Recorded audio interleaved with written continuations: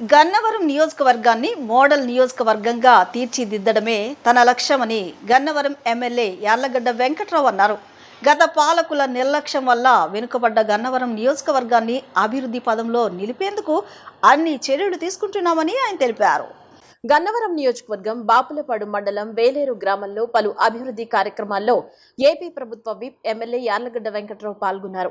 గ్రామంలోని పీవీఏకేఆర్ జిల్లా పరిషత్ ఉన్నత పాఠశాలలో దాతల సహకారంతో 22 లక్షల వ్యయంతో నిర్మించిన అదనపు తరగతి గదులను ఆయన ప్రారంభించారు. అలాగే గ్రామంలో సుమారు 1.5 కోట్లతో నిర్మించిన సీసీ రోడ్లను కూడా ప్రారంభించారు. ఈ సందర్భంగా ఆయన మాట్లాడుతూ గతంలో వేలేరు గ్రామంలో ఈ రోడ్డు చాలా దారుణంగా ఉండేదని, వర్షం పడితే విద్యార్థులు పాఠశాలకు వెళ్లేందుకు ఇబ్బందులు పడేవారని చెప్పారు. ఎన్నికల సమయంలో ఇచ్చిన హామీ మేరకు అధికారంలోకి వచ్చిన వెంటనే నిధులు మంజూరు చేసి రోడ్ల నిర్మాణ పనులు పూర్తి చేశామని తెలిపారు. ఈ క్రమంలో NH16 నుంచి SC కాలనీ వరకు 80 లక్షలు, హైస్కూల్ రోడ్డుకు 21 లక్షలు, BC కాలనీ నుంచి ST కాలనీ వరకు 40 లక్షలు, కొత్త వేలేరు CC రోడ్డుకు 11 లక్షలతో పనులు చేపట్టి పూర్తి చేసినట్లు వివరించారు. పాఠశాల అభివృద్ధికి విరాళాలు అందించిన దాతలను ఆయన అభినందించారు. చదివిన పాఠశాలకు సహాయం చేయడం గొప్ప విషయమని పేర్కొన్నారు. వచ్చే విద్యా సంవత్సరానికి స్కూల్ డ్రాప్అవుట్స్ తగ్గించి ప్రతి విద్యార్థికి మంచి విద్య అందేలా చర్యలు తీసుకుంటామని చెప్పారు. గత పాలకుల నిర్లక్ష్యం వల్ల గన్నవరం వెనుకబడిందని విమర్శించిన ఆయన రాబోయే రోజుల్లో గన్నవరం నియోజకవర్గాన్ని మోడల్ నియోజకవర్గంగా అభివృద్ధి చేయడమే తన లక్ష్యమని స్పష్టం చేశారు.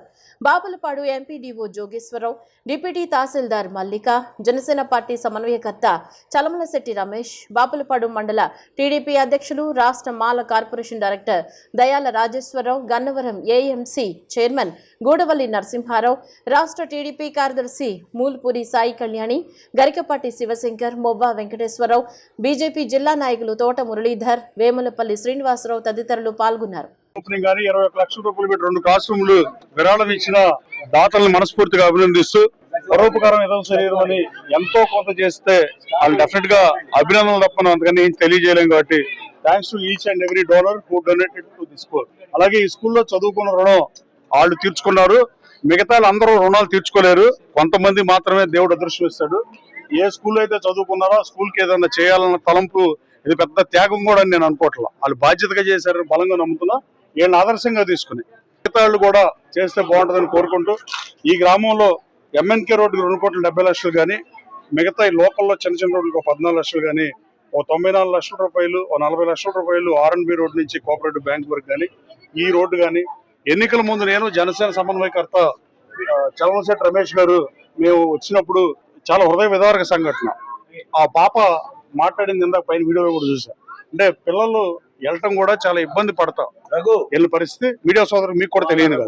కొన్ని సంవత్సరాల పాటు అట్లా స్కూల్ పిల్లలను రోడ్డును కూడా వదిలేయటం బాధాకరం. నాకు అధికారం వస్తే ఎట్టి పరిస్థితుల్లో ఈ రోడ్డు వేస్తానని చెప్పా. ఆ మాట మీదే నేను అధికారంలోకి వచ్చిన వెంటనే నిధుల చూసుకుని వెంటనే ఈ రోడ్డు శాంక్షన్ చేయడం జరిగింది.